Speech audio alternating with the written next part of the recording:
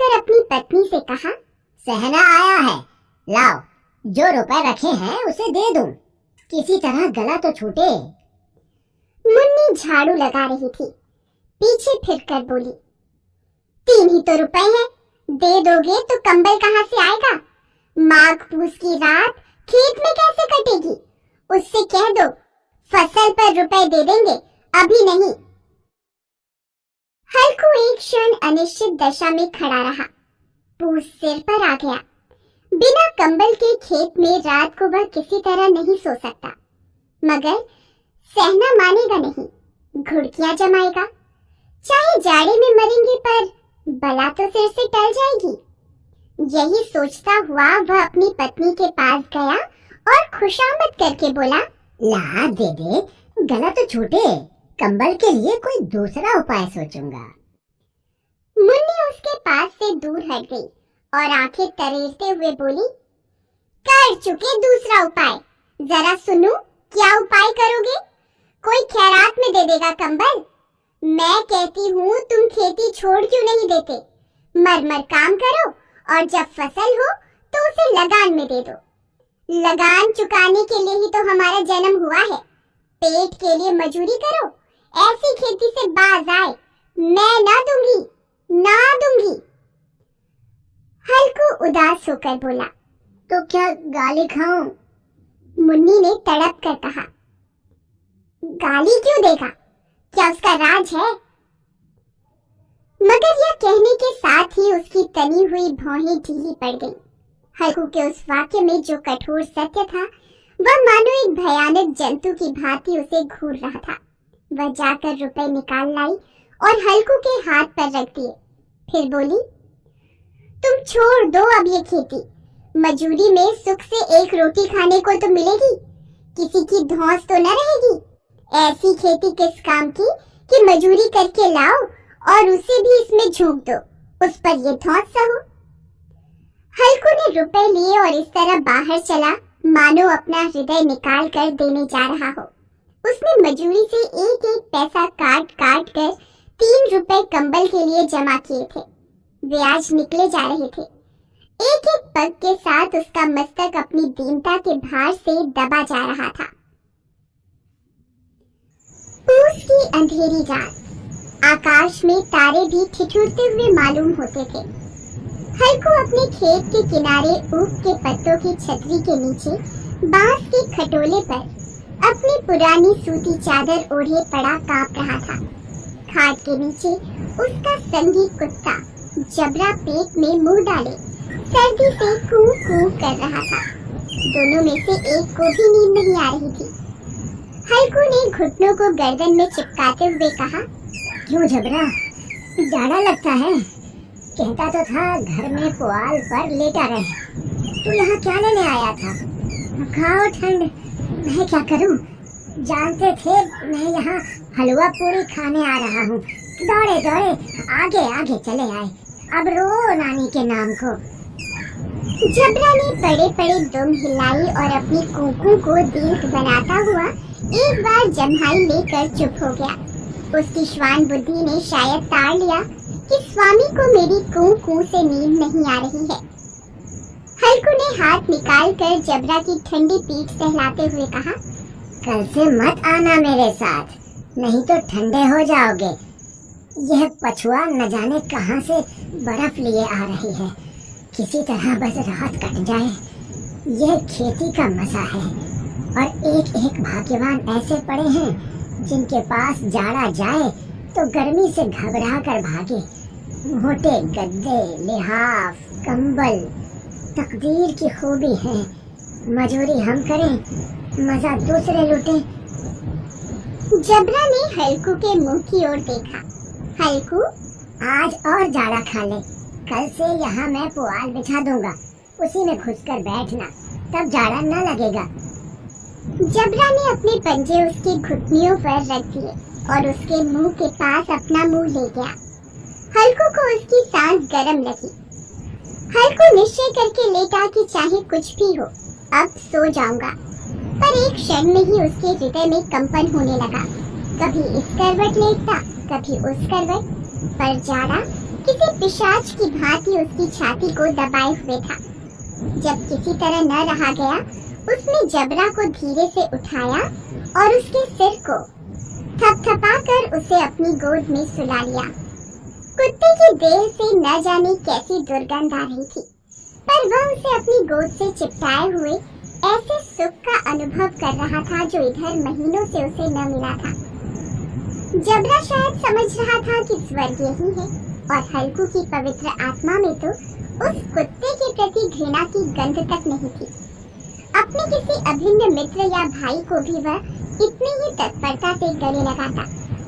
दशा इस अनोखी मैत्री ने जैसे उसकी आत्मा के सब द्वार खोल दिए थे। उसका एक एक अणु प्रकाश से चमक रहा था। सहसा जबरा ने किसी जानवर की आहट पाई। इस विशेष आत्मीयता ने उसमें एक नई स्फूर्ति पैदा कर दी थी, जो हवा के झोंकों को तुच्छ समझती थी। वह झपट कर उठा और छतरी के बाहर आकर भौंकने लगा। हल्कू ने उसे कई बार पुचकार कर बुलाया, पर वह उसके पास नहीं आया। खेत में चारों ओर दौड़कर भौंकता रहा। एक क्षण के लिए भी आता तो तुरंत ही फिर दौड़ पड़ता। कर्तव्य उसके हृदय में अरमान की भांति उछल रहा। 1 घंटा और गुजर गया। रात ने शीत को हवा से धधकाना शुरू कर दिया। हल्कू उठ बैठा और दोनों घुटनों को छाती से मिलाकर सिर को उसमें छिपा लिया। फिर भी ठंड कम न हुई। ऐसा जान पड़ता था सारा रक्त जम गया है और धमनियों में रक्त की जगह हिम बह रहा है। उसने झुककर आकाश की ओर देखा कि अभी कितनी रात बाकी है। सप्तर्षि अभी आकाश में आधे भी नहीं चढ़े। ऊपर आ जाएंगे तब कहीं सवेरा होगा। अभी पहर भर से ऊपर रात है। हल्कू के खेत से कुछ दूर आमों का बाग था। पतझड़ शुरू हो गया था। बाग में पत्तियों का ढेर लगा हुआ था। हल्कू ने सोचा, चलकर पत्तियां बटोरूं और उन्हें जलाकर खूब तापूं। रात को कोई मुझे पत्तियां बटोरते देखे तो समझे कोई भूत है। कौन जाने कोई जानवर ही छिपा बैठा हो। मगर अब जाड़े में भी तो बैठे नहीं रहा जाता। उसने पास के अरहर के खेत में जाकर कई पौधे उखाड़ लिए और उनसे एक झाड़ू बनाकर हाथ में सुलगता हुआ उपला लिए बगीचे की तरफ चला। जबरा ने उसे आते देखा तो पास आया और दुम हिलाने लगा। हल्कू ने कहा, अब तो नहीं रहा जाता जबरो, चलो बगीचे में पत्तियां बटोर कर तापे। अभी तो रात बहुत है। जबरा ने कूं कूं करके सहमति प्रकट की और आगे आगे बगीचे की ओर चला। बगीचे में घुप अंधेरा छाया हुआ था और उस अंधकार में निर्दय पवन पत्तियों को कुचलता हुआ चला आता था। वृक्षों से ओस की बूंदें टप टप नीचे टपक रही थी। हल्कू ने आग जमीन पर रख दी और पत्तियां बटोरने लगा। जरा देर में पत्तियों का ढेर लग गया। हाथ ठिठुरे जाते थे, नंगे पांव गले जाते थे और वह पत्तियों का पहाड़ खड़ा कर रहा था। थोड़ी देर में अलाव जल उठा। उसकी लौ ऊपर वाले वृक्ष की पत्तियों को छू छू कर भागने लगी। हल्कू अलाव के सामने बैठा ताप रहा था। उसने दोनों पांव फैला दिए, मानो ठंड को ललकार रहा हो। तेरे जी में जो आए सो कर। ठंड की असीम शक्ति पर विजय पाकर वह विजय गर्व को हृदय में छिपा न सकता था। उसने जबरा से कहा, क्यों जब्बर, अब तो ठंड नहीं लग रही है? जब्बर ने कूं कूं करके मानो कहा, अब क्या ठंड लगती ही रहेगी। पहले से यह उपाय न सूझा, नहीं तो इतनी ठंड क्यों खाते। जबरा ने पूंछ हिलाई। पत्तियां जल चुकी थीं। बगीचे में फिर अंधेरा छा गया था। राख के नीचे कुछ कुछ आग शेष थी, जो हवा का झोंका आ जाने पर जरा जाग उठती थी, पर एक क्षण में फिर आंखें बंद कर लेती थी। हल्कू ने फिर चादर ओढ़ ली और गरम राख के पास बैठा हुआ एक गीत गुनगुनाने लगा। उसके बदन में गर्मी आ गई थी, पर ज्यों-ज्यों शीत बढ़ता जाता था, उसे आलस्य दबाए लेता था। जबरा जोर से भौंककर खेत की ओर भागा। हल्कू को ऐसा मालूम हुआ कि जानवरों का एक झुंड उसके खेत में घुस आया है। शायद नीलगायों का झुंड था। उनके कूदने और दौड़ने की आवाजें साफ कान में आ रही थी। फिर ऐसा लगा कि वे खेत में चर रही हैं। उनके चबाने की आवाज सुनाई देने लगी।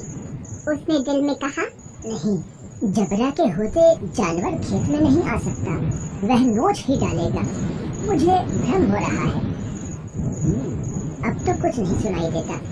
मुझे भी कैसा धोखा हुआ। उसने जोर से आवाज लगाई, जबरा, जबरा। जबरा भौंकता रहा, उसके पास नहीं आया। फिर खेत में चले जाने की आहट मिली। अब वह अपने को धोखा न दे सका। उसे अपनी जगह से हिलना भी जहर लग रहा था। इस जाड़े पाले में खेत में जाना, जानवरों के पीछे दौड़ना असूझ जान पड़ा। वह अपनी जगह से नहीं हिला। उसने जोर से आवाज लगाई, लिहा, लिहा, लिहा। जबरा फिर भौंक उठा। जानवर खेत चल रहे थे। फसल तैयार थी।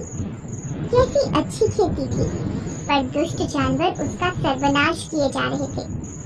हल्कू पक्का इरादा करके उठा, पर 2-3 कदम पर एकाएक हवा का ऐसा ठंडा चुभने वाला बिच्छू के डंक सा झोंका लगा कि वह फिर बुझते हुए अलाव के पास आ बैठा और राख कुरेद कर अपनी ठंडी देह को गरमाने लगा। जबरा अपना गला फाड़े डालता था। नीलगाय खेत का सफाया किए डालती थी और हल्कू गरम राख के पास शांत बैठा हुआ था। अकर्मण्यता ने रस्सियों की भांति उसे चारों ओर से जकड़ रखा था। उसी राख के पास गरम जमीन पर वह चादर ओढ़ कर सो गया। सवेरे जब उसकी आंख खुली तब चारों ओर धूप फैल गई थी और मुन्नी कह रही थी, क्या आप सोते ही रहोगे? तुम यहाँ आकर रम गए और उधर सारा खेत चौपट हो गया। हल्कू ने उठकर कहा, क्या तू खेत से होकर आ रही है? मुन्नी बोली, हाँ, सारे खेत का सत्यानाश हो गया। भला ऐसा भी कोई सोता है? यहाँ मड़ैया डालने से क्या लाभ हुआ? हल्कू ने बहाना बनाया, मैं मरते मरते बचा। तुझे अपने खेत की पड़ी है। पेट में ऐसा दर्द हुआ कि मैं ही जानता हूँ। दोनों खेत की दशा देख रहे थे। मुन्नी के मुंह पर उदासी छाई थी, पर हल्कू प्रसन्न था। मुन्नी ने चिंतित होकर कहा, अब मजूरी करके मालगुजारी भरनी पड़ेगी। हल्कू ने प्रसन्न मुख से कहा, रात की ठंड में यहाँ सोना तो नहीं पड़ेगा।